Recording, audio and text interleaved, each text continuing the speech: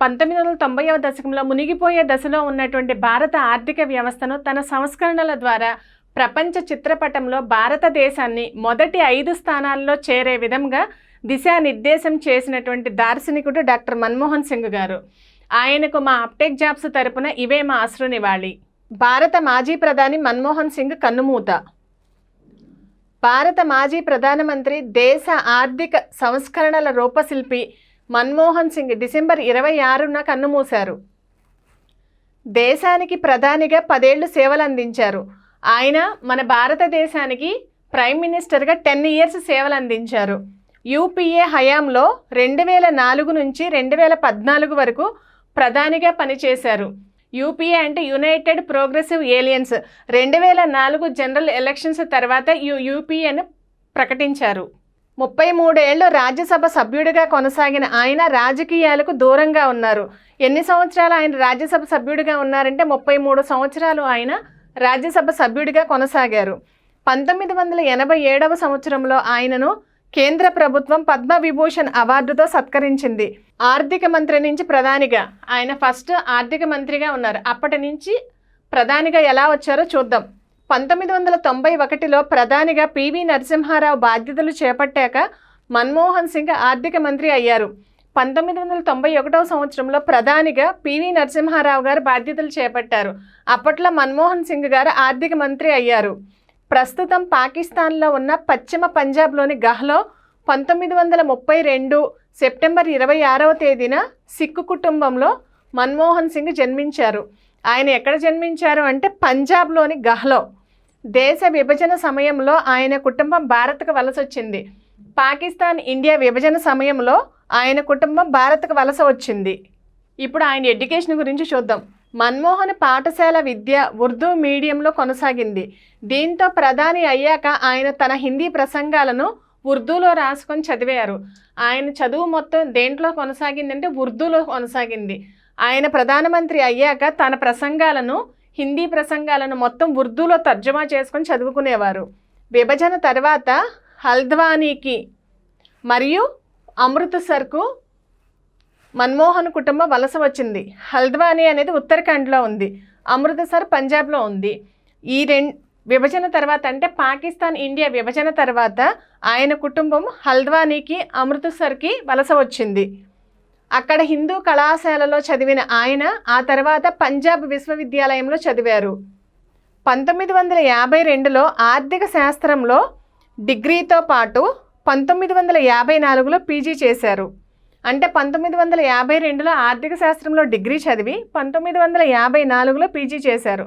1957లో Cambridge university నుంచి ఆర్థిక శాస్త్రంలో పట్టా పొందారు. 1957వ సంవత్సరంలో ఆయన కేంబ్రిడ్జ్ యూనివర్సిటీ నుంచి ఎకానమీలో పట్టా పొందారు. అధ్యాపకుడిగా మన్మోహన్ సింగ్. కేంబ్రిడ్జ్ చదువు పూర్తయ్యాక భారత్కు తిరిగి వచ్చిన మన్మోహన్ పంజాబ్ యూనివర్సిటీలో అధ్యాపకుడిగా చేరారు. మనకు ఆయన కేంబ్రిడ్జ్ యూనివర్సిటీలో ఎంఏ ఎకానమీలో పట్టా పొందారు. ఆయన ఎకానమీలో పట్టా పొందిన తర్వాత పంజాబ్ యూనివర్సిటీలో అధ్యాపకుడిగా చేరారు. 1960లో మళ్ళీ ఆక్స్ఫర్డ్కి వెళ్ళి పిహెచ్డిలో చేరి భారత్ ఎగుమతుల సామర్థ్యంపై థీసిస్ సమర్పించారు. 1957 నుంచి 59 వరకు పంజాబ్ వర్సిటీలో సీనియర్ అధ్యాపకుడిగా పనిచేశారు. 1959 నుంచి 63 వరకు రీడర్గాను మరియు 1963 నుంచి 65 వరకు ప్రొఫెసర్గా పనిచేశారు. 1966 నుంచి 69 వరకు ఐక్యరాజ్య సమితిలో సేవలు అందించారు. ఆ తరువాత విదేశీ వాణిజ్య మంత్రిత్వ శాఖ సలహాదారుగా కూడా నియమితులయ్యారు. అంటే ఆయన ప్రొఫెసర్గా చేశారు, తర్వాత రీడర్గా చేశారు, ఐక్యరాజ్య సమితిలో ఎన్నికయ్యారు, మళ్ళీ విదేశీ వాణిజ్య మంత్రిత్వ శాఖ సలహాదారుగా కూడా ఎన్నికయ్యారు. 1969 నుంచి 71 వరకు ఢిల్లీ విశ్వవిద్యాలయం పరిధిలోని ఢిల్లీ స్కూల్ ఆఫ్ ఎకనామిక్స్లో అంతర్జాతీయ వాణిజ్యంలో ప్రొఫెసర్గా సేవలు అందించారు. నైతిక బాధ్యతగా 1992లో చోటు చేసుకున్న స్టాక్ ఎక్స్చేంజ్ కుంభకోణానికి నైతిక బాధ్యత వహిస్తూ 1993లో ఆర్థిక మంత్రి పదవికి రాజీనామా సమర్పించారు.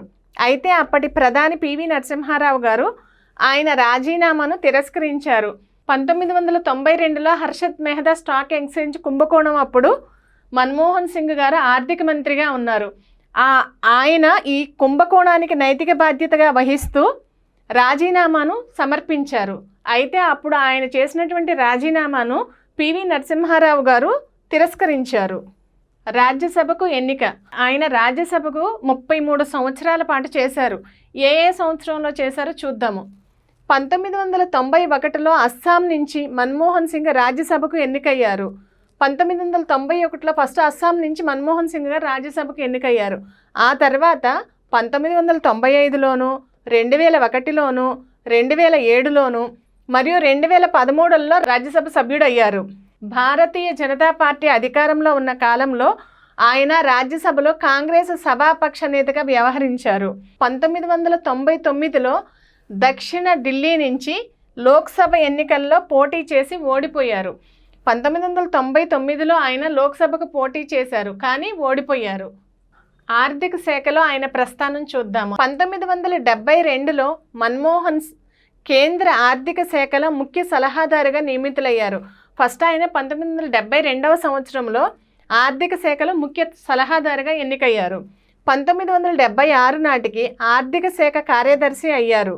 1982 సంవత్సరంలో ప్రణాళికా సంఘంలో ఉన్నారు, ప్లానింగ్ కమిషన్లో ఉన్నారు. 1982-85 వరకు మన్మోహన్ ఆర్బీఐ గవర్నర్గా కొనసాగారు. రిజర్వ్ బ్యాంక్ ఆఫ్ ఇండియా గవర్నర్గా కొనసాగారు. ఆ సమయంలో ప్రణబ్ ముఖర్జీ ఆర్థిక మంత్రిగా ఉన్నారు. ఈయన రిజర్వ్ బ్యాంక్ ఆఫ్ ఇండియా గవర్నర్గా ఉన్న సమయంలో ప్రణబ్ ముఖర్జీ ఆర్థిక మంత్రిగా ఉన్నారు. 1985 నుంచి 87 వరకు ప్రణాళికా సంఘం డిప్యూటీ చైర్మన్గా పనిచేశారు. ఇక్కడేమో 1980-82 టైంలో ప్లానింగ్ కమిషన్లో ఉన్నారు, కానీ ఇక్కడ 1985-87 వరకు ప్రణాళికా సంఘం డిప్యూటీ చైర్మన్గా పనిచేశారు. ఈ పటాన్ని మీరు గమనించినట్లయితే 1954 నుంచి 2024 వరకు ఆయన చేపట్టినటువంటి బాధ్యతలు మొత్తం దీంట్లో ఉన్నాయి. జూలై 24, 1991 ఆర్థిక మంత్రిగా మన్మోహన్ సింగ్ తన తొలి బడ్జెట్ను పార్లమెంట్లో ప్రవేశపెట్టారు.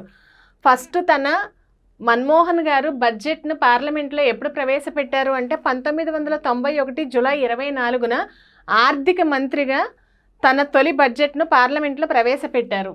1987 నుంచి 90 వరకు స్విట్జర్లాండ్లోని జెనీవా ప్రధాన కేంద్రంగా పనిచేసే సౌత్ కమిషన్కు సెక్రటరీ జనరల్గా కూడా పనిచేశారు ఆయన. అంటే 1987 నుంచి 1990 వరకు స్విట్జర్లాండ్లోని జెనీవా ప్రధాన కేంద్రంగా పనిచేసే సౌత్ కమిషన్కు సెక్రటరీ జనరల్గా కూడా పనిచేశారు. 1991 వచ్చేటప్పటికేమో తన బడ్జెట్ను తొలిసారిగా పార్లమెంట్లో ప్రవేశపెట్టారు. 1990 నవంబర్లో మన్మోహన్ సింగ్ జెనీవా నుంచి తిరిగొచ్చాక అప్పటి ప్రధాని చంద్రశేఖర్ 1990వ సంవత్సరంలో ఎవరు ప్రధానమంత్రిగా ఉన్నారంటే చంద్రశేఖర్, ఆయనను ప్రధాని ఆర్థిక వ్యవహారాల సలహాదారుగా నియమించారు. ఆయన జెనీవా నుంచి తిరిగి వచ్చిన తర్వాత అప్పటి ప్రధాని చంద్రశేఖర్ గారు మన్మోహన్ సింగ్ని ఆర్థిక వ్యవహారాల సలహాదారుగా నియమించారు. ఆ తర్వాత 1991 యూజీసీ చైర్మన్గా అయ్యారు.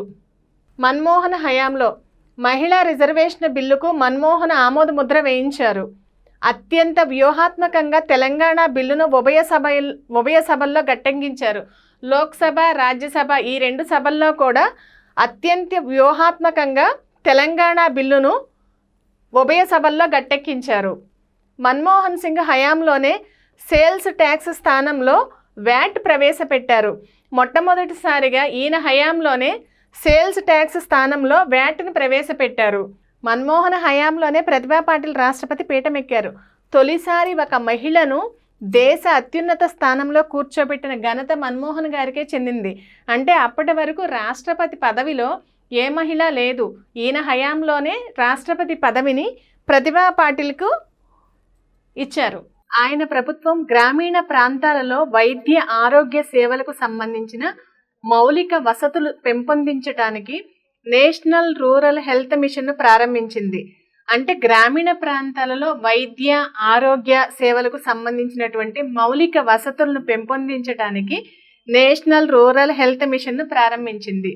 పట్టణ ప్రాంతాలలో మౌలిక వసతులు మెరుగుపరచడానికి Jawaharlal Nehru urban renewal mission ను ప్రారంభించారు. ఇక్కడ చూడండి, గ్రామీణ ప్రాంతాలలో అయితే నేషనల్ రూరల్ హెల్త్ మిషన్, అదే పట్టణ ప్రాంతాలలో అయితే Jawaharlal Nehru urban renewal mission ను ప్రారంభించారు. ఇవి అన్నీ కూడాను మన్మోహన్ సింగ్ గారి హయాంలోనే జరిగినాయి. మన్మోహన్ సింగ్ గారి మరణము ఆయన కుటుంబానికే కాక యావత్ భారతదేశం మొత్తానికి తీరని లోటు. మన్మోహన్ సింగ్ గారికి మరొకసారి అప్డేట్ జాబ్స్ తరపున అశ్రు నివాళి సమర్పిస్తున్నాము.